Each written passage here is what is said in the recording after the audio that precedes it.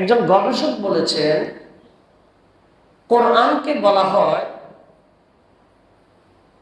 পবিত্র কোরআন হলো মানুষের সকল সমস্যার সমাধান। সকল সমস্যার সমাধান। বলছে, আমি পবিত্র কোরআন খুঁজে খুঁজে সুখী হওয়ার জন্য কোরআনে কি বলা আছে, আমি পবিত্র কোরআন অনেক খোঁজাখুঁজি করলাম। সুখী হওয়ার জন্য সুনির্ধারিতভাবে পবিত্র কোন কোরআনে তেমন কোনো কথা আমি পাইনি। তো কোরআন হলো মানুষের জীবনের সকল সমস্যার সমাধান। সেই কোরআনে গরুর কথা আছে, মাছের কথা আছে, মশার কথা আছে, পাহাড় পর্বতের কথা আছে, ছেলেমেয়ের কথা আছে, সাংসারিক জীবনের কথা আছে, সমাজনীতির কথা আছে, অর্থনীতির কথা আছে, রাজনীতির কথা আছে, বিচারের কথা আছে, সব আছে। মানুষ কিভাবে সুখী হবে এই কথাটা সরাসরি কোরআনে তেমন একটা নাই। যিনি গবেষক তিনি বলতেছেন, আমি একটু হতাশ হলাম। আমি একটু কি হলাম? হতাশ হলাম। কোরআনে তো সুখের কথা আলাদাভাবে বলা হয়নি। পরে বললো যে কোরআন আমি আরো গবেষণা করতে করতে পেলাম কোরআনে সুখের আলাদা কথা বলার দরকার নাই, কারণ কোরআনটা আসছেই মানুষদেরকে সুখ দেওয়ার জন্য।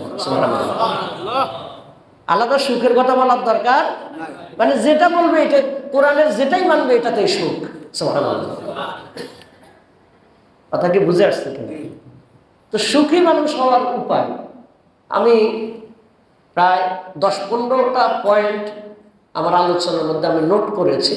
আমি সেখান থেকে সময় অনুযায়ী কিছু পয়েন্ট আমরা বলার জন্য শোনার জন্য চেষ্টা করব। এগুলো যদি আমরা কাজে লাগাই, আপনি যদি আরো 100 বছর যদি বেঁচে থাকেন, আমি বলে দিলাম আল্লাহর উপর ভরসা করে আপনি সুখী মানুষ থাকবেন ইনশাআল্লাহ। আমরা পয়েন্টগুলো কি মানতে রাজি আছি তো ইনশাআল্লাহ? আল্লাহু তাআলা ফি কালামিল মাজিদ ইন্নামা নুত'iমুকুম লিওয়াজহিল্লাহ লা নুরিদু মিনকুম জাযাআন ওয়ালা শুকুরা। وقال تعالى في آية أخرى ولا تمنن تستكثر. قال رسول الله صلى الله عليه وسلم إنما الغنى غنى النفس أو كما قال عليه الصلاة والسلام. وقال رسول الله صلى الله عليه وسلم اللهم لا مانع لما أعطيت ولا معطي لما منعت ولا ينفع ذا الجد منك الجد أو كما قال عليه الصلاة والسلام. সম্মানিত উপস্থিতি, আমি আপনাদের সামনে পবিত্র কোরআনের দুইটি আয়াত তেলাওয়াত করেছি। একটি হলো ৭৬ নম্বর সূরা দাহার আয়াত নাম্বার ৯, আরেকটি হলো ৭৪ নম্বর সূরা মুদ্দাসসির আয়াত নাম্বার ৬।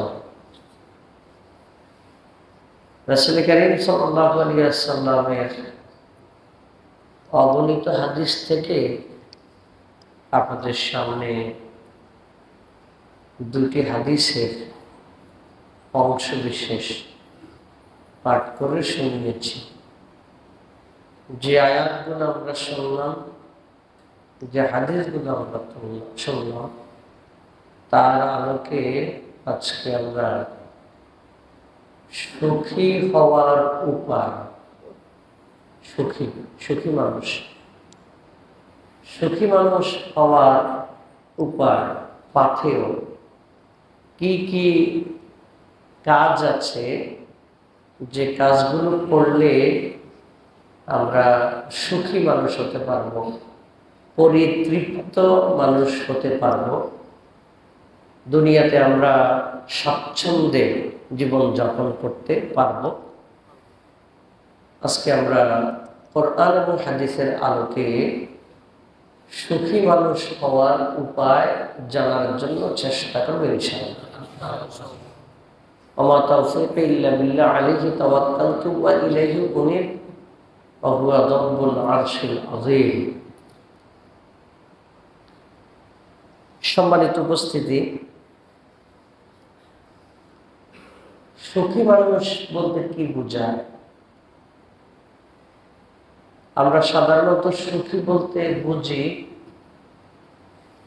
একজন মানুষ সুখে আছে নাকি নাই, এটা কি অন্যের কথায় গ্রহণযোগ্য হবে নাকি ব্যক্তির নিজের কথা? ব্যক্তির নিজের কথা। ব্যক্তির নিজের কথা গ্রহণযোগ্য হবে। বাহ্যিকভাবে আমি সুখী মানুষ, দুনিয়ার সবাই আমাকে সুখী ভাবছে, কিন্তু আমার মনে যদি অস্বস্তি থাকে তাহলে আমারটা আমি জানি, আমারটা আমি জানি, উন্নত কেউ তো জানার কথা না, যতক্ষণ পর্যন্ত আমি না বলি, যতক্ষণ পর্যন্ত আমি না বলি। আবার বাহ্যিকভাবে আমাকে অসুখী মনে হচ্ছে, অপরিতৃপ্ত মনে হচ্ছে, আমাকে দেখে কেউ কেউ মনে করছে সম্ভবত খুব বেশি সুবিধাতে নাই, খুব বেশি সুখে নাই। আরেকজন যদি আমার ব্যাপারে এমনটা ভাবে, কিন্তু আমি যদি নিজেকে সুখী মনে করি, তাহলে তারটা গ্রহণযোগ্য হবে নাকি আমারটা? কারণ আমার সুখ দুঃখ দুইটা আমি অনুভব করি, অন্যকে অনুভব করে। অন্যরা শুধুমাত্র দর্শক, এবং তাদের এই দর্শক তারা দেখেন, দেখার ক্ষেত্রে তাদের দৃষ্টিভঙ্গির ভুলও থাকতে পারে। এজন্য পৃথিবীর মানুষ যাদেরকে সুখী মানুষ মনে করে, সেই সুখী মানুষদের খোঁজ খবর নিলে দেখা যাবে তাদের ভিতরে আসলে সুখ নাই, ভিতরে সুখ নেই। আবার যেই মানুষকে দুঃখী বলা হচ্ছে, দেখা যাবে যে তাদের কারো কারো কাছ থেকে খোঁজ নিলে দেখা যাবে তাদের জীবন সুখী, তাদের জীবন সুখী।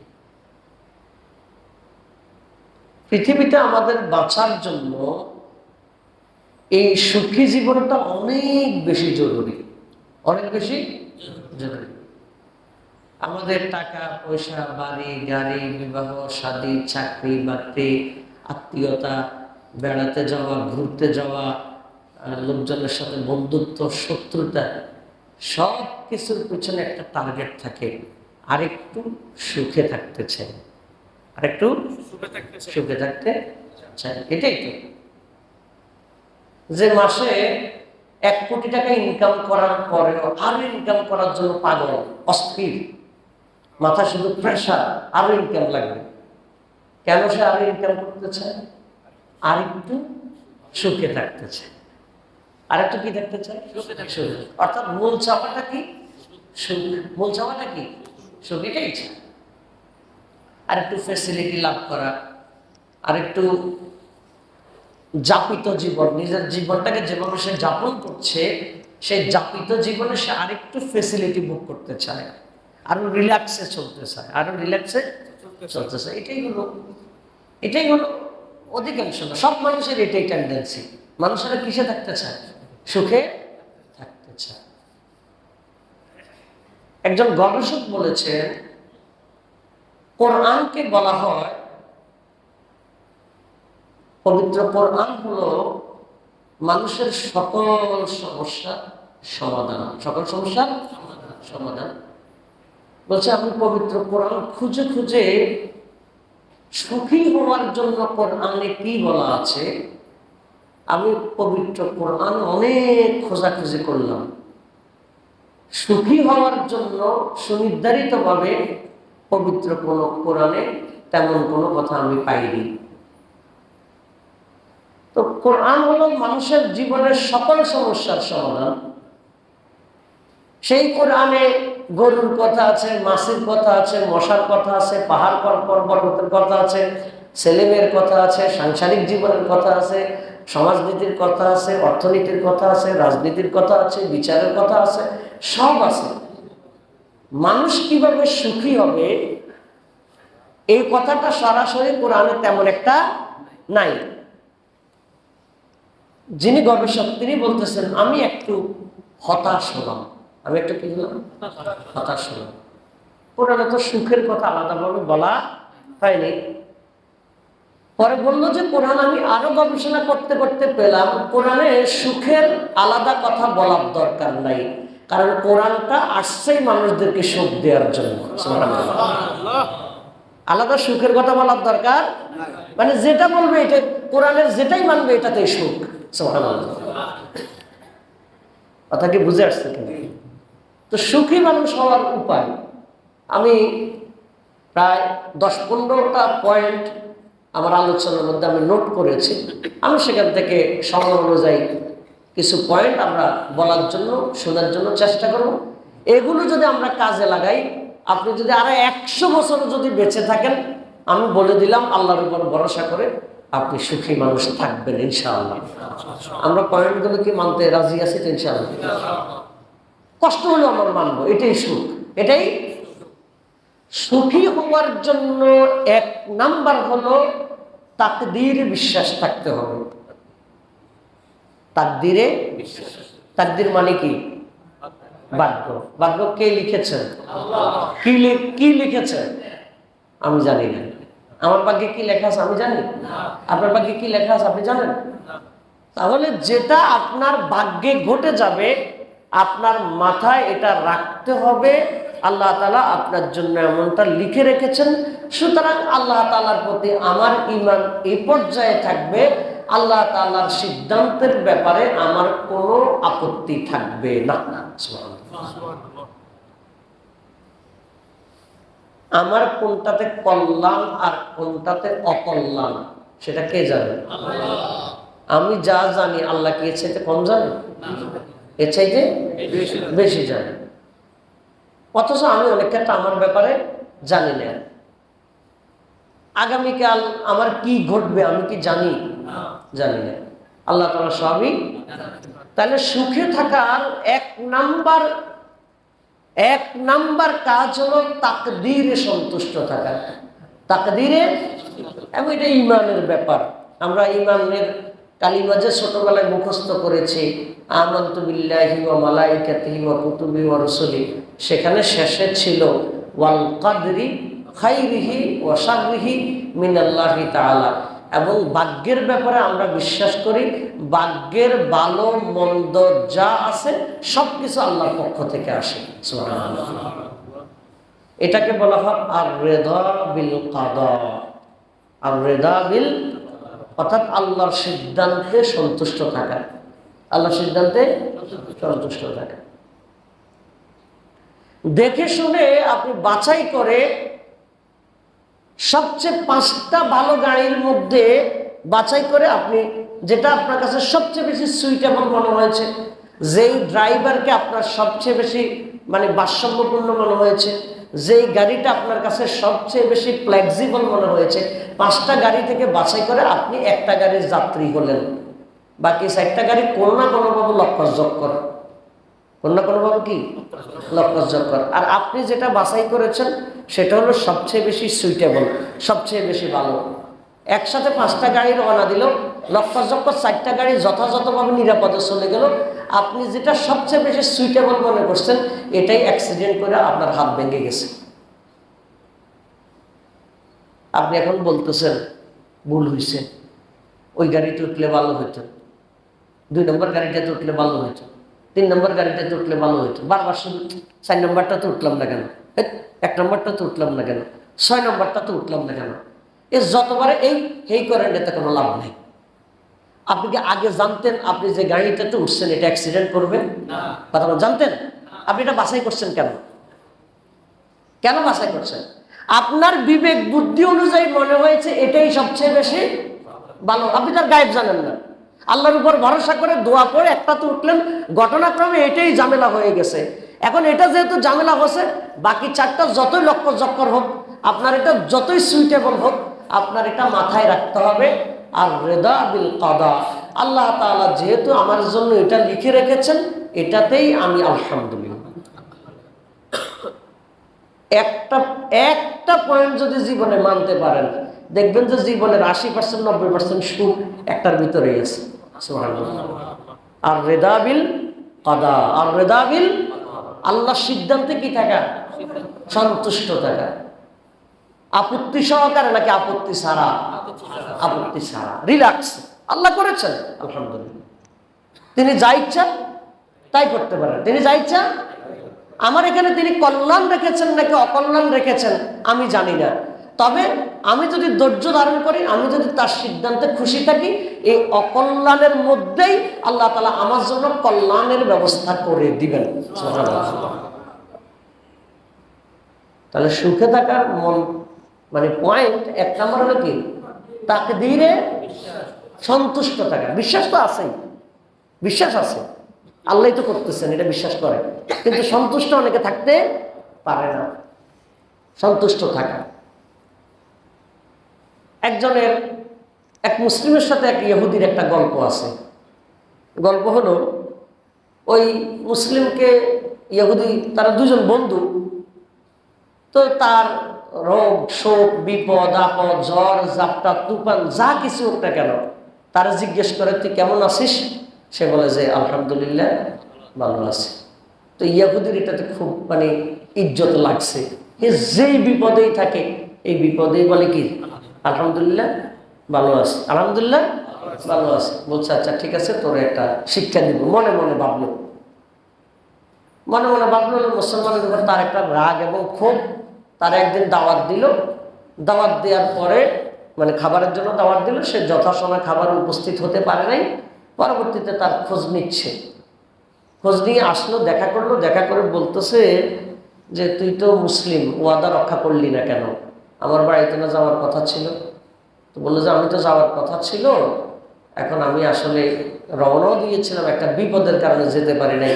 হঠাৎ করে আমার পা ভেঙে গেছে, হঠাৎ করে আমার পা ভেঙে গেছে। বলছে তোর পা ভেঙে যাওয়ার কারণে এখন তোর কাছে কেমন মনে হচ্ছে? সে বলতেছে আলহামদুলিল্লাহ ভালো আছি, আলহামদুলিল্লাহ ভালো আছে। তো ইহুদি তো রাগ উঠলো, যেই তারে আমি দাওয়াত দিলাম সেই পা ভাঙার কারণে যায় নাই, এখন আবার সে বলতেছে কি আলহামদুলিল্লাহ ভালো আছি। তখন ইহুদি বলতেছে আসলে তুই ভালো আছিস? যে তুই যে কথায় কথায় আলহামদুলিল্লাহ বলিস, আমার রাগ উঠছিল, আজকে তোরে দাওয়াত দিয়ে টার্গেট ছিল আমি তোরে বিষ খাওয়াইয়া মেরে ফেলবো।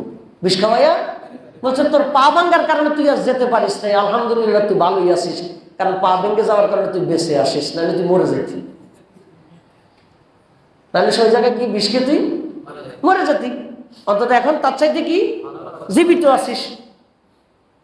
এটা একটা বাস্তবতাও হতে পারে, গল্প হতে পারে। মূল কথা হলো আল্লাহর সিদ্ধান্তে খুশি থাকা, সন্তুষ্ট থাকা, এটা হলো সুখে থাকার একটা গুরুত্বপূর্ণ পয়েন্ট।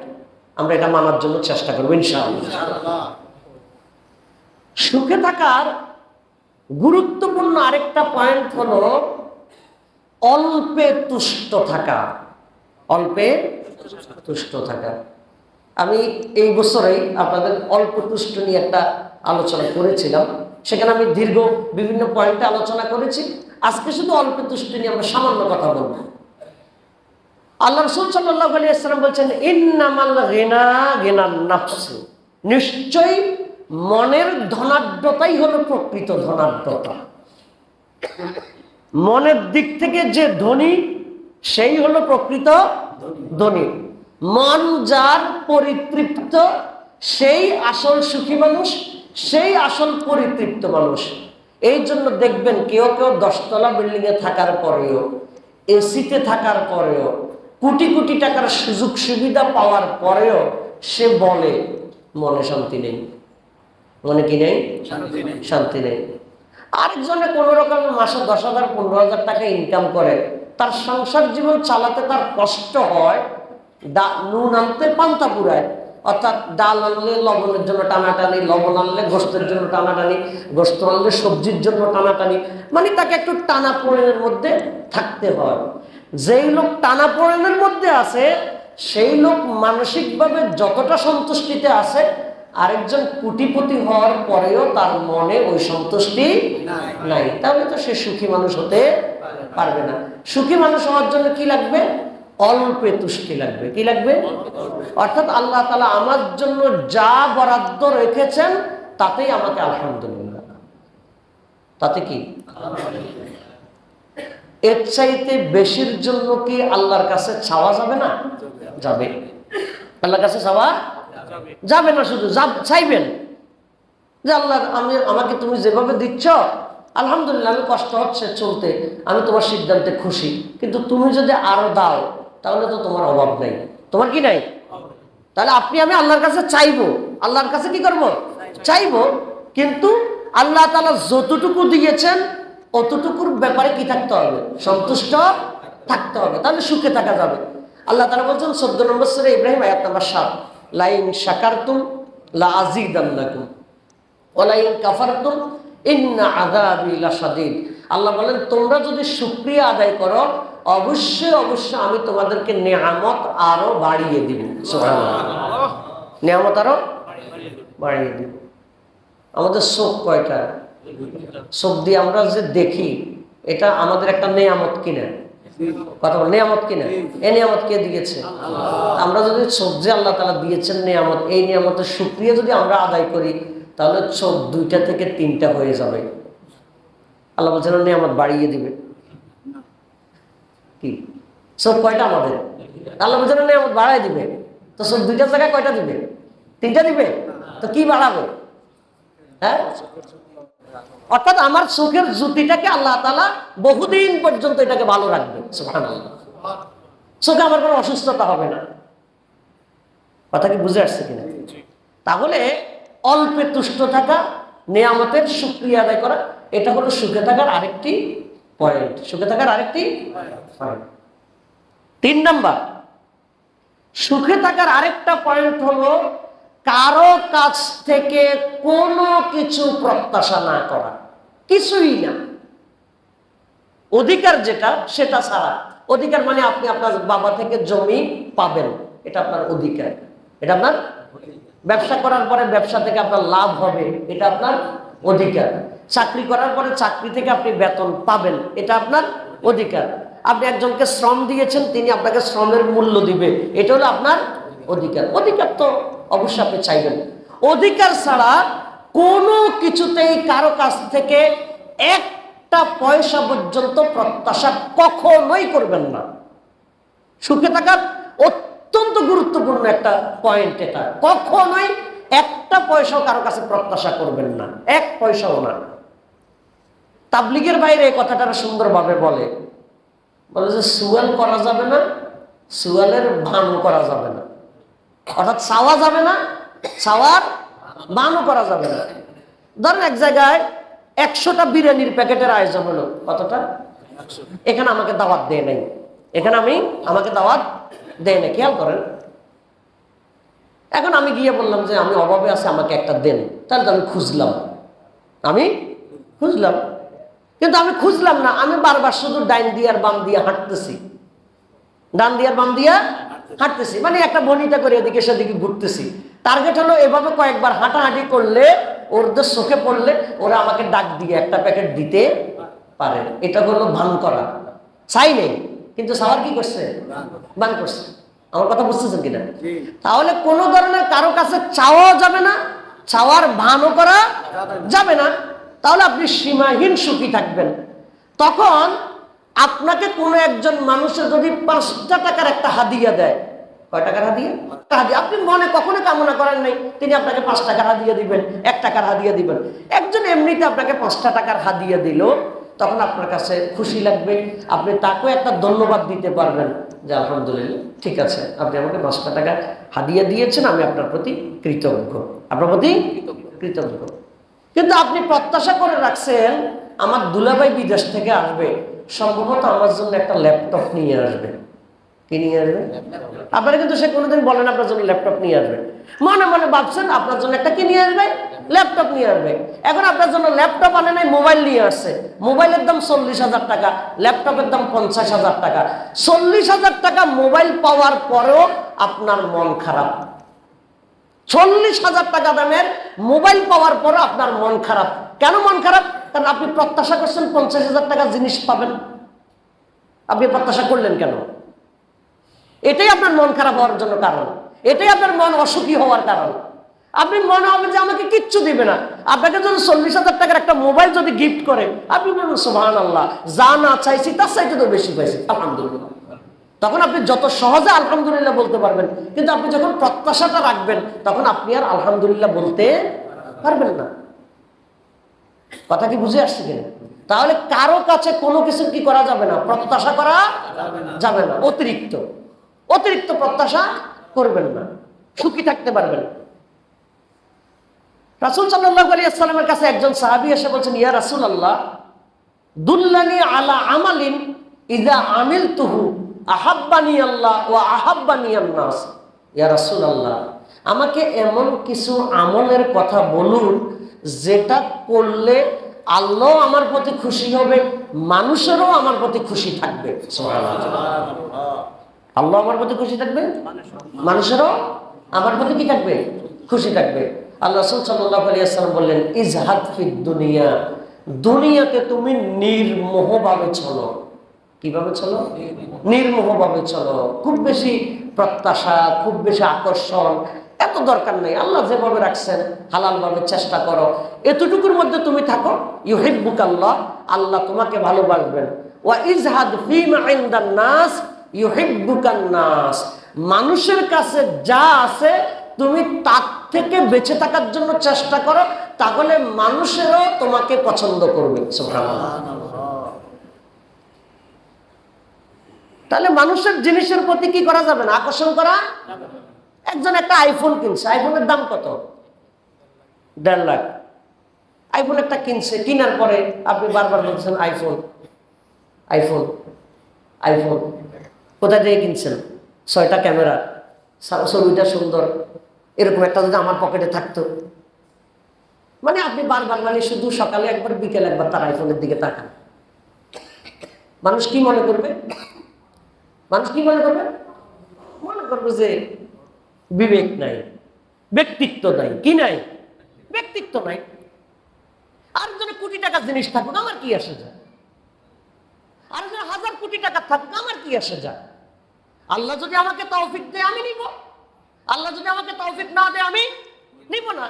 আরেকজনের জিনিস নিয়ে কি করতে নাই, মানে এটা নিয়ে আফসোস করতে নাই, এটা নিয়ে বারবার মানে এটা নিয়ে একটা ইয়ে করা, কি বলে যে গবেষণা করা, এটা নিয়ে বারবার চিন্তা করা, এগুলো যদি আমরা না করি তাহলে আমরা সুখে থাকতে পারবো। তাহলে সুখে থাকার পয়েন্ট হলো মানুষের কাছে কোনো কিছু প্রত্যাশা না করা। 3 নম্বর পয়েন্ট বললাম। 4 নম্বর পয়েন্ট, ৭৪ নম্বর সূরা মুদ্দাসসিরের 6 নম্বর আয়াত আল্লাহ তাআলা বলছেন, ওয়ালা তামনুন তাস্তাকসির। ওয়ালা তামনুন, কোন অনুগ্রহ করবা না বেশি পাওয়ার আশায়। বেশি পাওয়ার আশায় কোনো অনুগ্রহ করবা না। আমার বিপদের সময় আমি আমার প্রতিবেশীর যদি 10,000 টাকা দিয়ে সহযোগিতা করি, আমার বিপদের সময় আমার প্রতিবেশী সম্ভবত আমার 20,000 টাকা দিয়ে সহযোগিতা করবে। কথা বুঝলেন? প্রতিবেশী করছে কিসে? বিপদে। কিসে করছে? বিপদে। আমি যদি আরেকদিন বিপদে পড়ি, আমি যদি আজকে তাকে 10,000 টাকা দিয়ে সহযোগিতা করি, আমি মনে মনে ভাবছি আমি আজকে তারে 10,000 টাকা দিয়ে সহযোগিতা করব, আমি যখন বিপদে পড়ব তখন সে আমার 20,000 টাকা দিয়ে সহযোগিতা করবে। বেশি পাওয়ার আশায় আমি একটা অনুগ্রহ করলাম, একটা ভালো কাজ করলাম। কি পাওয়ার আশায়? কথা বলে, কি পাওয়ার আশায়? বেশি পাওয়ার। মনে মনে ভাবছি, মাথায় শুধু ঘুরতেছে আমি কোন দিন বিপদে পড়বো আর কোন দিন সে 20,000 টাকা দিবে। অথবা বিপদে পড়ে গেছে, বিপদে পড়ে যাওয়ার পরে এখন 20,000 টাকা না, আপনাকে ধরেন 5,000 টাকা দিল। কি দিল? এবার আপনি মনে মনে ভাবতেছেন মানুষ বড় নিমক হারাম, মানুষ বড় কি হারাম। তার বিপদে আমি 10,000 দিলাম, সে আমার কত দিছে?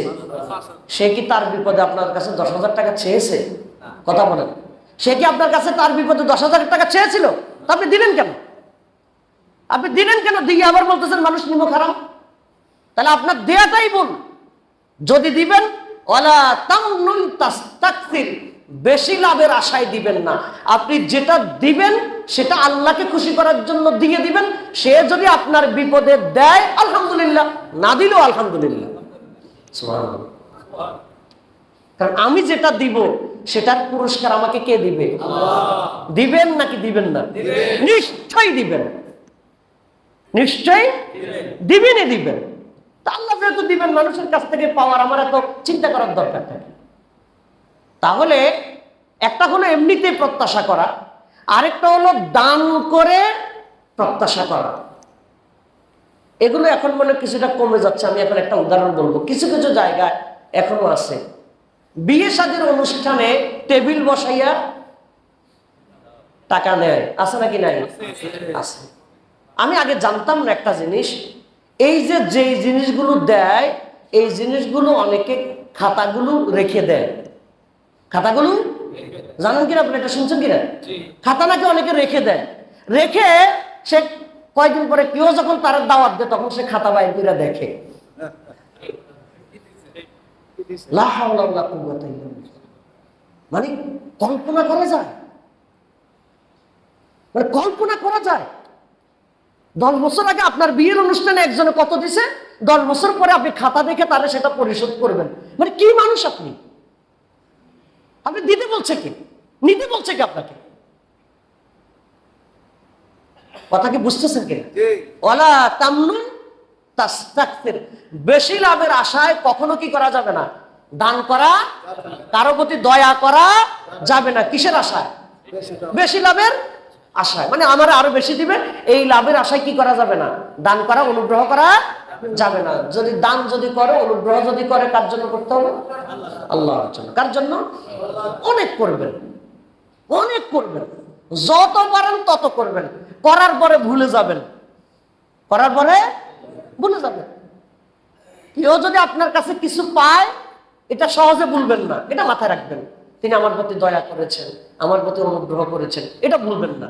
কিন্তু আপনি যদি কাউকে কিছু দেন এটা ভুলে যাবেন, মাথায় এটা রাখবেন না, মাথায় এটা রাখবেন না। একটা মনে হলে বললাম না, এক জায়গায় আমি গিয়েছিলাম 3 বছর আগে। আমি 3বার গিয়েছিলাম, মানে 3 বছর 3বার গিয়েছিলাম একটা জায়গায়। এই গত কিছুদিন আগেও গেলাম। যাওয়ার পরে বলতেছে, হুজুর প্রথমবার আসছিলেন যে আপনারা ওইটা খাওয়াইছিলাম। 3 বছর পর ওইটা বলতেছে, আমার মনে নেই কি খাওয়াইছে। তা আপনি এটা বলাতে কি আসে যায়? এখন এটা নেগেটিভ অর্থে বলতেছে না। উনি যেটা বলছেন এটা কি অর্থে বলতেছে না? নেগেটিভ অর্থে বলতেছে না, মনের সাদা মন থেকে বলতেছে। কিন্তু এটা বলার তো কোনো কাজ নেই, বলার তো কি নেই, কাজ নেই। আমি কথা বুঝতে পারছি কি? তাহলে আপনার আমার ব্যক্তিত্বটা এমন হতে হবে, আমরা যখন কারোর জন্য কিছু করব সেখান থেকে আমরা বেশি ফিডব্যাকের আশা করব না। অনেক সময় আমরা কি বলি, ও সে একটু ধন্যবাদও দিল না, আমরা বলি না? বলি কিনা? সে একটু কি দিল না? হ্যাঁ, যেই লোক ধন্যবাদ দেয় না সে অকৃতজ্ঞ। ইসলামের দৃষ্টিতেও সে একটা খারাপ মানুষ। আল্লাহ রাসূল সাল্লাল্লাহু আলাইহি ওয়াসাল্লাম বলছেন, তুমি যদি তোমার কোনো ভাই থেকে কোনো কিছু যদি হাদিয়া পাও তাহলে তুমি এটার স্বীকৃতি দিও। সুবহানাল্লাহ। এটা কি দিও? যে ভাই আলহামদুলিল্লাহ আপনি আমার জন্য একটা কলম পাঠিয়েছিলেন, আমি এটা পাইছি। একটা কলম মাত্র 10 টাকা। কত কত টাকা? 10 টাকা। আপনি আমার জন্য একটা মেসওয়াক পাঠিয়েছিলেন, আলহামদুলিল্লাহ ভাই এটা পেয়েছি। এটা একটা স্বীকৃতি দেয়া। আল্লাহ রাসূল বলছেন যে কেউ যদি তোমাকে কিছু হাদিয়া দেয় তুমি এটা কি দিও? স্বীকৃতি দিও। এটা দেয়াটা আদব, এটা ইসলামের শিক্ষা। ধরেন কোন অকৃতজ্ঞ মানুষ এটা দিল না, অকৃতজ্ঞ মানুষ এটা দিল না, কিন্তু আপনি আমি যদি বলি যে সে আমার একটা ধন্যবাদও দিল না। আল্লাহ তাআলা বলছেন ৭৬ নম্বর সূরা দাহারের ৯ নম্বর আয়াত, ইন্নামা নুতঈমুকুম লিওয়াজহিল্লাহ লা নুরিদু মিনকুম জাযাআন ওয়ালা শুকুরা। আল্লাহ তাআলা বলেন, আল্লাহর যারা ভালো বান্দা আছে তারা গরিব অসহায় মানুষদেরকে খাবার খাইয়ে থাকে, খাবার দিয়ে থাকে। দিয়া কি বলে? ইন্নামা নুতঈমুকুম লিওয়াজহিল্লাহ, আমরা তোমাদেরকে একমাত্র আল্লাহর সন্তুষ্টির উদ্দেশ্যে খাবার খাইয়েছি। লা নুরিদু মিনকুম জাযাআন ওয়ালা শুকুরা। আমরা এটার জন্য তোমাদের কাছে কোনো পুরস্কারও চাই না, কোনো ধন্যবাদও চাই না। আমরা যা চাই সব কার কাছে? আল্লাহর কাছে। ধন্যবাদ আপনি দিলে সমস্যা নেই, কিন্তু আমি ধন্যবাদেরও আশা করব না। ধন্যবাদেরও আশা, তাহলে সুখে থাকা যাবে। তাহলে আমরা সুখে থাকতে রাজি আছি তো ইনশাআল্লাহ? তাহলে প্রথমে কি বললাম? তাকদীরে বিশ্বাসী থাকা। দ্বিতীয়ত কি বললাম? অল্পে তুষ্ট থাকা। 3 নম্বরে কি বলছি? কারো কাছে কোনো কিছু না চাওয়া। 4 নম্বরে বলছে কি? বেশি লাভের আশায় অনুগ্রহ না করা। বেশি লাভের আশায় অনুগ্রহ না করা। 4টা গেল। 5 নম্বরে আরেকটা হলো কৃত্রিম আভিজাত্য পরিহার করা। এটা বড় খারাপ জিনিস। কৃত্রিম আভিজাত্য খুবই খারাপ জিনিস। যারা কৃত্রিম আভিজাত্য কাজ অভ্যস্ত থাকবে তারা জীবনে লুজার হয়ে যাবে। তারা জীবনে ঋণগ্রস্ত হয়ে মানুষের কাছে হাত পাতা লাগবে। কৃত্রিম আভিজাত্য। কৃত্রিম আভিজাত্য মানে কি? ধরেন আপনার শ্বশুর বাড়িতে একটা অনুষ্ঠান হচ্ছে, আপনারা জামাই হলেন 5 জন। জামাই কয়জন? 5 জন। একজনের 5 জনের মধ্যে 4 জনে দিয়ে দিছে 1 লাখ। 1 লাখ করে। কত লাখ করে? প্রত্যেকে 1 লাখ করে শ্বশুর বাড়ির অনুষ্ঠানে গিফট করছে 1 লাখ করে। 4 জনের ইনকাম অনেক বেশি, আপনার ইনকাম কম, আপনি দিতে পারেন সর্বোচ্চ 10,000। সর্বোচ্চ কত? 10,000। এখন আপনি চিন্তা করতেছেন, আমি যদি 1 লাখ না দিতে পারি, বাকি 4 জনের সামনে আমি কিভাবে মুখ দেখাবো? এই যে একটা কৃত্রিম আভিজাত্য আপনার ভিতরে ঢুকলো, এই কৃত্রিম আভিজাত্য করার জন্য আপনার সামর্থ্য নেই, আপনি ঋণ করে আরেকজনকে নিজের ইজ্জত টিকাইছেন। কে বলেছে আপনাকে এই ইজ্জত টিকানোর জন্য? ইসলাম বলেন আপনি এই ইজ্জত টিকানোর জন্য। আপনার শ্বশুর বাড়িতে ইজ্জত চলে গেলে কিচ্ছু আসে যায় না। আল্লাহর কাছে যদি আপনার ইজ্জত ঠিক থাকে, এটাই হলো বড় ইজ্জত। সুবহানাল্লাহ। এই কৃত্রিম আভিজাত্য দেখাতে গিয়ে অনেক সংসার নিঃস্ব হয়ে যায়। ঈদের সময় বাড়িতে 3টা বউ আছে, 5টা বউ আছে। 4 বউয়ের বাবা থেকে গরু এসেছে, খাসি এসেছে। এখন আরেকজনের মানে বউ তার বাপের বাড়ির এত সামর্থ্য নাই, চিন্তা করতেছে আমার মেয়ের যা অমুকে তা আনছে, অমুকে তা আনছে, অমুকে তা আনছে, আমি যদি আমার মেয়ের বাড়িতে যদি তা না দেই, আমার মেয়ের ইজ্জত থাকবে না, আমার মেয়ের ইজ্জত থাকবে না। এই জাতীয় চিন্তা করে ঋণ করে ইজ্জত বাঁচায়, এরকম লোক আছে নাকি নাই? কেন আপনি এটা করছেন? ইসলাম ভালো করে বুঝেন। লা ইউকাল্লিফুল্লাহু নাফসান ইল্লা উসআহা। আল্লাহ তাআলা মানুষদেরকে সাধ্যের বাহিরে বোঝা চাপিয়ে দেন না। সুবহানাল্লাহ। আপনি পরিষ্কারভাবে 10,000 দিবেন, খুব লাউডলি বলবেন। অন্যরা 1 লাখ করে দিয়েছে, আল্লাহ তাদেরকে তৌফিক দিয়েছে। আমাকে আল্লাহ 10,000-এর তৌফিক দিয়েছে, 10,000 দিয়েছি। দোয়া করেন, তৌফিক দিলে আমি 2 লাখ দিব। তৌফিক দিলে আমি কি দিব? আমার তৌফিক না, আমি আরেকজন থেকে ঋণ করে নিয়ে এসে সুদের উপরে টাকা নিয়ে এসে আপনার মন জয় করব, এটা হবে না। কৃত্রিম আভিজাত্য পরিহার করতে হবে। কৃত্রিম আভিজাত্য। আপনার 2 তলা বিল্ডিং আছে, ভালোই আছে, সুন্দর, খারাপ না, চলে, আপনার সংসার টংসার নিয়ে সবে চলতেছে। আপনার পাশের বাড়ির বিল্ডিং 4 তলা হয়ে গেছে। এখন বলতেছে এই পাশে 4 তলা, এই পাশে 5 তলা, 2টা মিলে আমারটা খুব নিচ দেখা যায়, আমারটা খুব কি দেখা যায়। এবার সমান করার জন্য আপনি ব্যাংকের থেকে সুদের উপর লোন নিয়ে আপনি আরো 3 তলা তুলছেন। কি কাজ? এটার উদ্দেশ্য কি? এটার উদ্দেশ্য একটাই, অন্যদের চাইতে আমি কি হয়ে গেছি। এইটা হলো কৃত্রিম আভিজাত্য। কখনোই কৃত্রিম আভিজাত্য করা যাবে না। আল্লাহ আমাকে তৌফিক দিয়েছে, আপনার তৌফিক থাকলে 100 তলা বানান, ইসলাম মানা করে নাই। আপনার বৈধ তৌফিক থাকলে কয় বানান? 100 তলা বানান। তৌফিক না থাকলে মাটির ঘরে থাকেন। অযথা কৃত্রিম আভিজাত্য আমরা দেখাবো না। রাজি আছি আমরা ইনশাআল্লাহ? কৃত্রিম আভিজাত্য থেকে আমরা বাঁচতে পারলে আমরা সুখে থাকতে পারবো ইনশাআল্লাহ। সুখে থাকার আরেকটা পয়েন্ট হলো কোনো কিছু পাওয়ার আগে হিসাব না করা। পাওয়ার আগে হিসাব না করা। আপনি 1 লক্ষ টাকা দিয়া মানে কি কিনে ফেলছেন?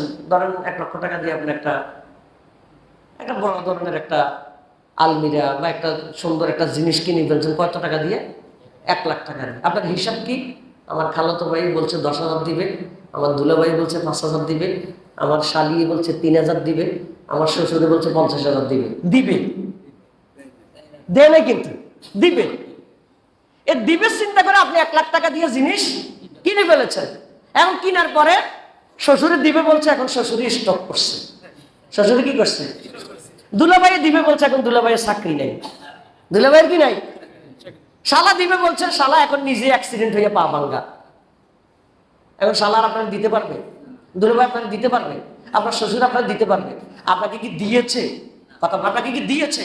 তো দেওয়ার আগে আপনি হিসাব করে কাজ করলেন কেন? কেন কাজ করলেন? গ্রন্থগত বিদ্যা আর পরহস্তে দন, নহে বিদ্যা নহে দন হলে প্রয়োজন। যতক্ষণ পর্যন্ত অন্যের হাতে আছে ততক্ষণ পর্যন্ত এটা আমার না, আমার না। যতই এটা হোক, যতক্ষণ পর্যন্ত এটা আমার হাতে না আসছে ততক্ষণ পর্যন্ত এটা আমার না। আমরা তো ধরেন এখানে মানে আসি, খুতবায় আসি, কিছু বেতন তো দেয়, চাকরি করে কিছু বেতন তো দেয়।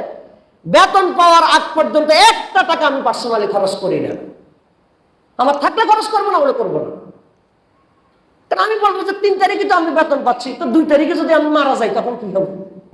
বেতন তো দিব জীবিত মানুষ, মরে গেলে আর বেতন দিবেন? কথা কি বুঝে আসছে কিনা? নাকি এটা বলা যায় না 3 তারিখের আগে 2 তারিখে আমার মরণ হতে পারে না? কথা বলো, হতে পারে কিনা? ঋণ খুব খারাপ জিনিস। আল্লাহ রাসূল সাল্লাল্লাহু আলাইহি ওয়াসাল্লাম প্রত্যেক নামাজের পরে ঋণ থেকে মুক্তি চাইতেন। ঋণ থেকে? সাহাবীগণ বলছেন, ইয়া রাসূলুল্লাহ, আপনি কেন ঋণ থেকে মুক্তি চান? আপনি তো ঋণগ্রস্ত না। আল্লাহ রাসূল সাল্লাল্লাহু আলাইহি ওয়াসাল্লাম বলেন, ইন্নার রাজুলা ইযা গারিমা হাদ্দাসা কাযিবা ওয়া ইযা ওয়াআদা আখলাফা। মানুষ যখন ঋণগ্রস্ত হয়ে যায় তখন তাকে কথা বললে মিথ্যা বলতে হয়। কথা বললে মিথ্যা বলতে বাধ্য হয়ে যায়। সে যতই ভালো মানুষ হোক, কিন্তু মিথ্যা বলা ছাড়া তার কি থাকে না, উপায় থাকে না। ওয়াদা দিলে সে ওয়াদা রক্ষা করতে পারে না, চাইলেও পারে না, কারণ সে কি হয়ে গেছে, ঋণগ্রস্ত হয়ে গেছে। এই জন্য আল্লাহ রাসূল সাল্লাল্লাহু আলাইহি সাল্লাম ঋণ থেকে মুক্তি চাইতেন। এবং রাসূল সাল্লাল্লাহু আলাইহি সাল্লাম কোনো ব্যক্তির যদি ঋণ থাকতো, রাসূল সাল্লাল্লাহু আলাইহি সাল্লাম সেই ব্যক্তির জানাজার নামাজ পড়াতেন না। তার জানাজার নামাজ পড়াতেন না। বলতেন যে তোমাদের একজনের তার জানাজার নামাজ পড়িয়ে দাও, আমি তার জানাজার নামাজ পড়াবো না, কারণ সে ঋণ রেখে মারা গেছে। কারণ তার ঋণ পরিশোধের দায়িত্বটা কে নিবে? সাহাবীগণের মধ্য থেকে কেউ বলতেন যে ইয়া রাসূলুল্লাহ, আমি তার দায়িত্ব নিলাম, যেভাবে হোক, তার পরিবারের মাধ্যমে হোক অথবা আমার নিজের মাধ্যমে হোক, এটা আমি পরিশোধের ব্যবস্থা নিলাম। এরকম যখন কেউ দায়িত্ব নিতেন তখন রাসূল সাল্লাল্লাহু আলাইহি সাল্লাম তার জানাজা পড়াতেন। তাহলে মানুষ এর চাইতে সুখী জীবনের কথা আর কি আছে? কথা কি বুঝাতে পারছি কিনা? ধৈর্য ধারণে অভ্যস্ত হওয়া। কি ধারণে অভ্যস্ত হওয়া? ধৈর্য ধারণে অভ্যস্ত হওয়া। এই জন্য দেখবেন যারা সংগ্রামী পরিবারের মানুষ, কি পরিবারের মানুষ? সংগ্রামী। ছোটবেলায় বাবা মারা গেছে, অথবা বাবার চাকরি বাকরি ব্যবসা বাণিজ্য খুব সাউন্ড ছিল না, দুর্বল ছিল, এই সমস্ত সন্তানরা সমাজে, পৃথিবীতে যেভাবে টিকে থাকতে পারে বিপদের মোকাবেলায়, যারা আলালের ঘরের দুলাল, আলালের ঘরের দুলাল, তারা সংগ্রামে এভাবে টিকে থাকতে পারে না। কারণটা কি? কারণ তাদের ধৈর্যের সেই প্র্যাকটিস নেই, তাদের সেই ধৈর্যের প্র্যাকটিস নেই। আল্লাহ রাসূল সাল্লাল্লাহু আলাইহি ওয়াসাল্লাম বলেছেন, অমাইয়াতা সাব্বার ইউসাব্বিরুহুল্লাহ, যেই ব্যক্তি ধৈর্য ধারণ করতে চায় আল্লাহ তাকে ধৈর্য ধারণের ব্যবস্থা করে দেন। সুবহানাল্লাহ। সিদ্ধান্ত থাকতে হবে ধৈর্য ধরবো, সিদ্ধান্ত থাকতে হবে ধৈর্য ধরবো। আল্লাহ রাসূল সাল্লাল্লাহু আলাইহি ওয়াসাল্লাম সাহাবীগণের থেকে বায়াত নিচ্ছেন, তোমরা আমার কাছে বায়াত করো, নামাজ পড়বা, রোজা করবা, নানান বায়াত নিচ্ছেন। তার মধ্যে একটা বায়াত হলো, আমরা কখনো মানুষের কাছে কিছু চাইবো না। সুবহানাল্লাহ। কখনো মানুষের কাছে চাইবো না, একটা বায়াত করছে। পরে সাহাবী বর্ণনা করতেছেন, বলছে আমাদের কিছু কিছু সাহাবী বায়াতটাকে এমন ভাবে পালন করেছেন, কারো কাছে কিছু চাইবে না, ঘোড়ার উপরে উঠে গেছে, উঠার সময় ঘোড়ার যে লাঠি বা চাবুক এটা নিতে মনে নাই, এখন নামার আগে বলতেছে ভাই আপনি আমার একটু চাবুকটা দেন, বললে আরেকজনের কাছে চাওয়া লাগে। তারা এই কাজটা পর্যন্ত করতেন না, নিজে নেমে নিজে চাবুক নিয়ে আবার উঠতেন, আরেকজনের কাছে এটাও চাইতেন না। সুবহানাল্লাহ, আল্লাহু আকবার। এটা চাওয়া কি দোষের? কারণ এটা কি চাওয়া দোষের? কিন্তু তারা এইভাবে প্র্যাকটিস করতেন। তাহলে সুখী থাকার জন্য আমাদের কি থাকতে হবে? ধৈর্যের প্র্যাকটিস থাকতে হবে। আমরা কি ধৈর্য ধরতে পারবো তো ইনশাআল্লাহ? অস্থির হওয়া যাবে না, অস্থির হওয়া যাবে না। যত অভাবেই থাকুন অস্থির হবেন না। অভাবের কথা খুব সহজেই মানুষকে বলবেন না, খুব সহজেই মানুষকে যতটুকু পারেন চেষ্টা করবেন না বলার জন্য, যতটুকু পারেন সর্বোচ্চ চেষ্টা করবেন না বলার জন্য। একদিন, 2 দিন, 3 দিন না বলে থাকবেন। এই যে আপনার না বলার ধৈর্য, এই না বলার ধৈর্যের কারণে আল্লাহ তাআলা আপনাকে পুষিয়ে দিবেন। সুবহানাল্লাহ, নিশ্চয়ই দিবেন, নিশ্চয়ই দিবেন। আমি আমার কথা যদি বলি, আমি একটা জিনিস পেয়েছি আলহামদুলিল্লাহ। পাওয়ার পরে এটাতে আমি খুব খুশি হয়েছি। খুশি হওয়ার পরে আমার ওয়াইফ বলতেছে, এই জিনিসটা যে আপনার চাওয়া ছিল এটা তো আমিও জানতাম না। আমি বললাম যে তোমার তো বলার দরকার নাই, আমি আল্লাহরে বলছি, আল্লাহ দিচ্ছে আলহামদুলিল্লাহ। তোমারে বললাম আল্লাহ কি তুমি দিবা? তুমি কি সেটা দেওয়ার সামর্থ্য আমার আছে? তোমার নাই, তাহলে তোমার কাছে আমি বলবো কেন? আমার আল্লাহর কি আছে? কথা বল, আমার আল্লাহর কি আছে? আমি আল্লাহর কাছে চাইবো, আল্লাহ দিবেন। আরেকজনের কাছে বলাটা দোষের না, কথা বুঝতে হবে। আরেকজনের কাছে বলাটা কি না, দোষের না। তবে আপনি সর্বোচ্চ চেষ্টা করবেন যা কিছু চাওয়ার গোপনে কার কাছে চাইবেন? আল্লাহর কাছে চাইলে 2 দিন পরে হোক আর 5 দিন পরে হোক আর 10 দিন পরে হোক আল্লাহ সেটা দিবেন ইনশাআল্লাহ। অস্থির হওয়া যাবে না, ধৈর্য ধরতে হবে।